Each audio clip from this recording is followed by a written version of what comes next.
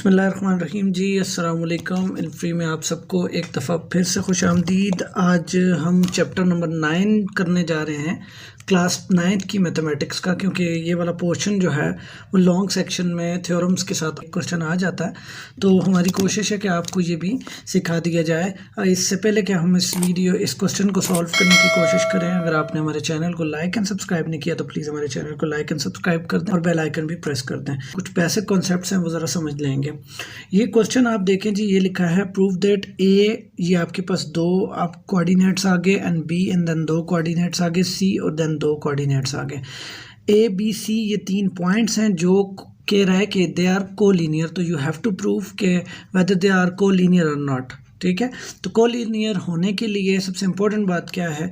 For example let's suppose ये बात कर रहे हैं कि ये 3 पॉइंट्स हैं, ए पॉइंट, बी पॉइंट, ये पॉइंट्स भी मैं बना देता हूँ, और C point. A B and C point अगर ये एक ही प्लेन पे हैं, अगर ये मीट कर रहे हैं कि लाइन पे एक ही प्लेन पे हैं, तो that is the reason we say that के इट इज कोलिनियर। हमारे पास जो ये कोऑर्डिनेट्स दिए हुए हैं, तो हम इन सबसे पहला काम हम क्या करते हैं, हम इनको ऊपर मेंशन कर देते हैं। हमारा एक्स है, x1 है, ये हमारा y1 है, इसी तरह ये हमारा x2 है और ये हमारा y2 है, और ये हमारा x3 है और ये हमारा y3 है। तो ये तीनों हमने क्या कर दिए, इनके ऊपर हमने इनके कोऑर्डिनेट्स को इंडिकेट कर दिया, दे आर फर्स्ट, सेकंड और थर्ड।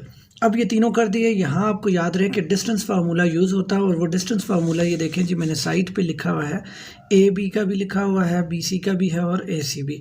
तो ए बी आपने कैसे फाइंड आउट करना है, इसके लिए बी सी कैसे फाइंड आउट करना है और ए सी कैसे फाइंड आउट करना है। तो ये हम जो फाइंड आउट करेंगे, तो चलते हैं जैसे सॉल्व करने की तरफ। डिस्टेंस फार्मूला यूज़ करेंगे। सबसे पहले हम ए इंटू बी करते हैं, डिस्टेंस फार्मूला यूज़ करते हैं ए बी के लिए। ए बी जो है equal to x2 minus x1 करना पड़ेगा। तो x2 हमारे पास ये है, x2 माइनस x1 जो है जी हमारे पास -4 है। तो आपको पता है दो साइंस मिक्स हो जाएंगे, तो मैंने ब्रैकेट्स दो यूज़ कर लिए।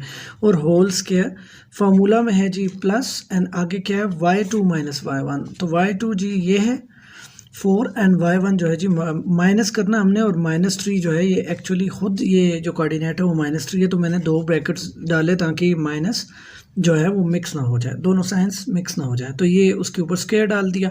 ये हम ए बी करने जा रहे हैं, तो इसका जो आंसर हमारे पास आएगा वो कैसे हमने निकालना है, 1 माइनस इंटू माइनस प्लस हो जाएगी। जब माइनस मल्टीप्लाई में माइनस होता है तो वो जी प्लस हो जाता है। तो 4 whole square plus 4 minus into minus plus 3 whole square. तो ये हमारे पास जी ए बी जो आया वो आया जी 1 + 4 5 का होल स्क्वायर प्लस 4 + 3 7 का होल स्क्वायर। तो ये जी 5 का स्क्वायर तो आपको पता है 25 होता है, और 7 का स्क्वायर जी 49 होता है। तो 49 एंड 25 अगर आप ऐड कर दें तो ये तकरीबन जी आपके पास आ जाते हैं 74 अंडर रूट 74 तो इसको मैंने इसी तरह सॉल्व करके रखा है। अब ज़रा हम नेक्स्ट वाले को चेक करते हैं, वो है जी हमारे पास बी सी। तो बी सी हम फाइंड आउट करते हैं।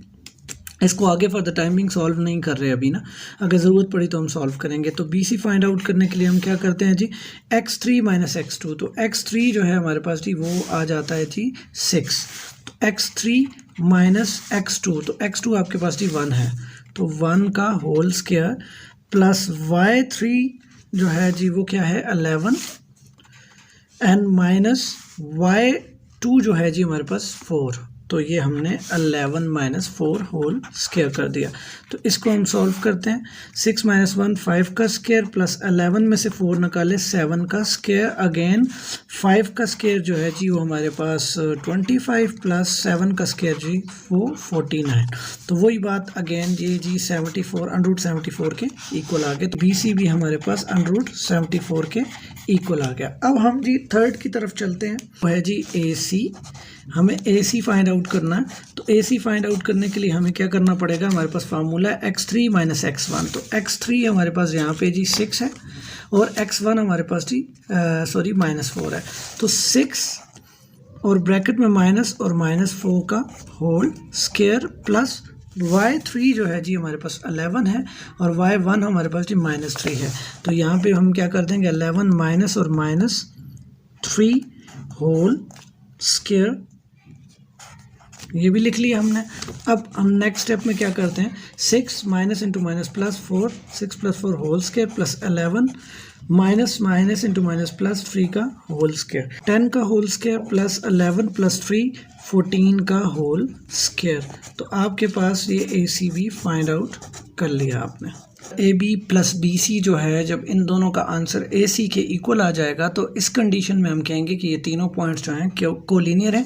तो हम ये जो सॉल्व कर रहे हैं, हम AC को भी इसी वजह से सॉल्व करें। तो जब हमने AC को सॉल्व करने की कोशिश की तो ये आपको देखें 10 10s are 100 नज़र आ रहा है और 14 जो है उसका स्क्वायर 196 होता है। 14 14s are 196। आप इसी AC को आप लिखेंगे 100 प्लस 196, ये हो जाता है जी 296। आपने क्या करना है कि 296 की प्राइम फैक्टराइजेशन करनी है। 296 को जब आप प्राइम फैक्टराइज करते हैं तो 2 1 is 2, 2 4 time is 8, 2 8 time is 16, 2 7 time is 14 and 2 4 time is 8।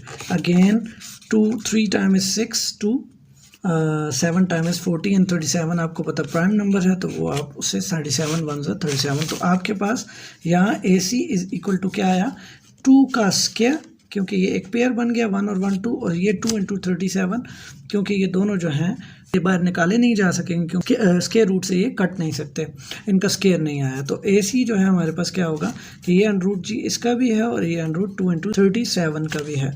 तो AC इज इक्वल टू ये बन गया जी 2 अंडरूट स्क्वायर से कट गया तो ये बच गया जी 2 इंटू 2 37 74। तो अब आपको वो मेरी बात याद आई होगी, AB जो है अगर उसका आंसर आप BC से जो है वो 8 कर देंगे तो ये इसका आंसर जो आना चाहिए वो AC के इक्वल आना चाहिए। तो आपने जब AB फाइंड आउट किया था तो आपका आंसर अंडरूट 74 आया था, जब आपने BC फाइंड आउट किया था तो आपका आंसर अंडरूट 74 आया था।